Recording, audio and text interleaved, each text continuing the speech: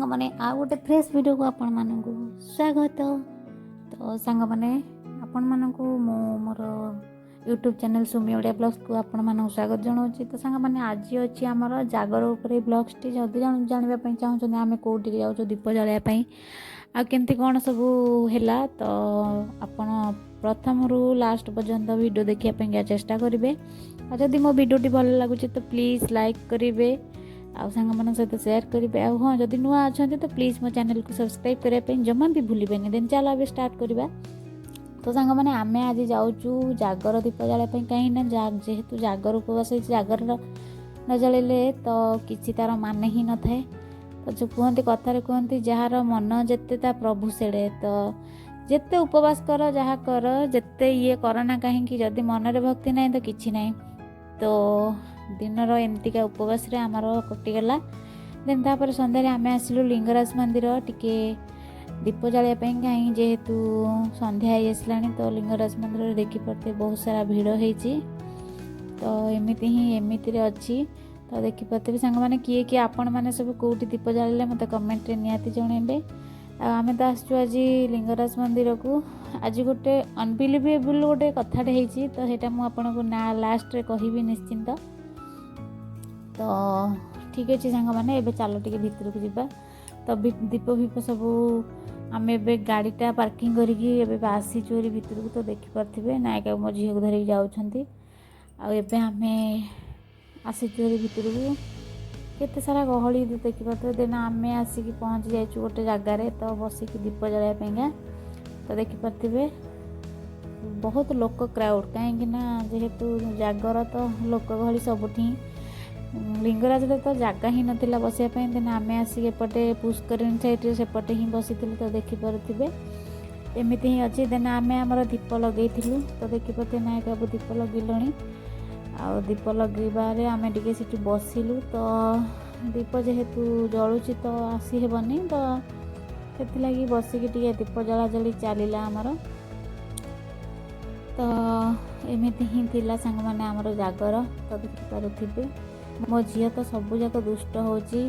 सी खाली समस्त दीपरे खाली पूरे दूची आड़ू साड़ू। तो देखिपे सांग मैंने ये आम बसीचु जेहेतु आसीचु। तो जमती एमती जगह बस जमती ठाकुरंकर येटा देखा जाए। देन आम आसिक बसिया भितर। तो नायक बसी तो मुझे लिंगराज मंदिर पुष्करिणी देखली।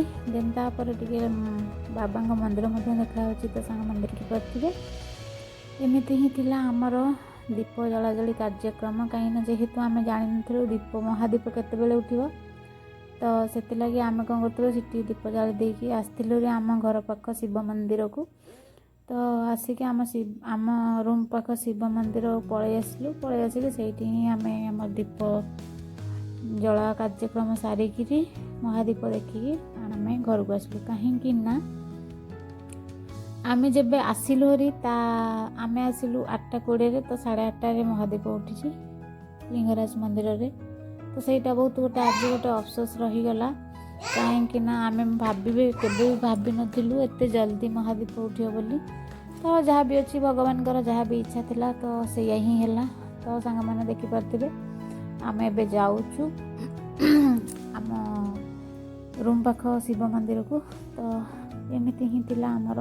तो ठीक अच्छे सांग मैंने चलो से आम रूम पाख शिव मंदिर में पहुँचिकी मैं निश्चिंत आपन को महादीपर टिके दर्शन करेबी। तो एमती ही थिला सांग मैंने। तो देखी पारुथिबे तापर आम आसला भितर बाटर जहाँ भी सब जो शिव मंदिर सब पड़ुची। तो से मुझे आपन को झलक देखे दूची। तो केमती लगुच तो मत कमेंट रे निहाती जणेबे सांग माने। फाइनाली आम आसिक पहुँची जाऊँ केते समय बसिया पर फाइनाली महादीप उठापा गला। तो बाण फुटिला देखी पारे। देन बहु कण अपेक्षार अंत घटला। तो एबे महादीप उठिबो। तो देखी पारे सांग माने से बसिया टाइम तक। तो मो झी बहुत ही आमको हैरान करी। तो कौन कर फिर भी तारी तो एत ओसा व्रत सब किसी होता है। तो फाइनाली महादीप एबे उठापा लगिला। तो देखी पारे समस्ते हाथ टेकिल कहीं महादीप धन